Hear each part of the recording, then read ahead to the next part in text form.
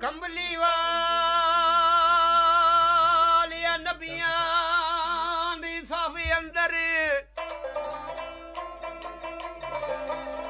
ਉਹ ਜਿਵੇਂ ਤੂੰ ਸਜਿਆ ਇੰਜ ਕੋਈ ਸਜਿਆ ਹੀ ਨਹੀਂ। ਉਹ ਤੇਰੇ ਉੱਤੇ ਦਰੂਦ ਸਲਾਮ ਪੜ੍ਹਦੇ ਮੇਰਾ ਰੱਬ ਵੀ ਤੇਰੇ ਤੂੰ ਰਜਿਆ ਹੀ ਨਹੀਂ। ਉਹ ਪੜ੍ਹਦੇ ਗਾਰਾ ਸਖੀਆ ਲਜਪਾਲਾ ਤੇ ਪੜਦਾ ਤੇਰੇ ਜਿਹਾ ਕਿਸੇ ਕਜਿਆ ਹੀ ਨਹੀਂ। ਉਹ ਸਾਰੇ ਨਬੀ ਸਰਦਾਰ ਤਸਲੀਮ ਕਰਦੇ ਡੰਕਾ ਇੰਜ ਤੇ ਕਿਸੇ ਦਾ ਵਜਿਆ ਹੀ ਨਹੀਂ। ਮੀਆਂ ਜੀ ਮਸਜਿਦ ਦੇ ਵਿੱਚ ਮੌਲਾਨਾ ਸਾਹਿਬ ਬਾਤ ਪੇ ਕਰਨ ਸੁਬਾਹ ਦੇ ਟਾਈਮ ਤੇ ਕੀ ਆਂਦੇ ਨੇ ਮੈਂ ਕਲਮਾ ਨਬੀ ਦਾ ਪੜਨ ਵਾਲਾ ਕਿਸੇ ਮੁਸ਼ਕਲ 'ਚ ਨਹੀਂ ਰਹਿ ਸਕਦਾ। ਕਲਮਾ ਨਬੀ ਦਾ ਪੜਨ ਵਾਲਾ ਕਿਸੇ ਮੁਸ਼ਕਲ 'ਚ ਨਹੀਂ ਰਹਿ ਸਕਦਾ ਜਿਹੜਾ ਕਲਮਾ ਨਬੀ ਦਾ ਵਿਰਦ ਕਰੇ।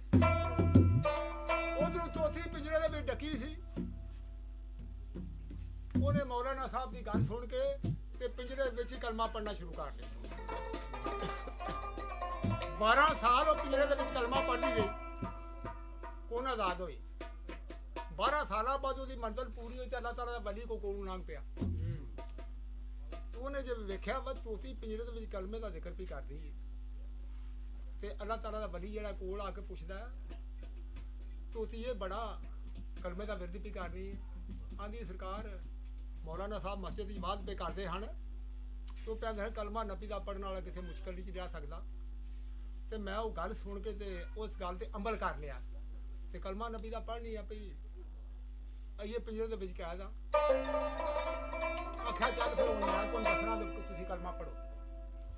ਅੱਲਾਹ ਤਾਲਾ ਦੇ ਵਲੀ ਦੱਸਿਆ ਤੇ ਉਹ ਤੋਤੀ ਅਮਲ ਕਰਕੇ ਫੇਰ ਕਲਮਾ ਪੜਿਆ ਤੇ ਉੱਥੇ ਮੌਲਵੀ ਦਾਮ ਸਾਹਿਬ ਲਿਖਦੇ ਨੇ ਵਾਹ ਵਿੱਚ ਪਿੰਜਰੇ ਤੋਤੀ ਕੈਦ ਹੋ ਗਈ ਪੜਦੀ ਰਹੀ ਏ ਮੁਦਤਾਂ ਅਨਸ਼ਾਦ ਕਲਮਾ।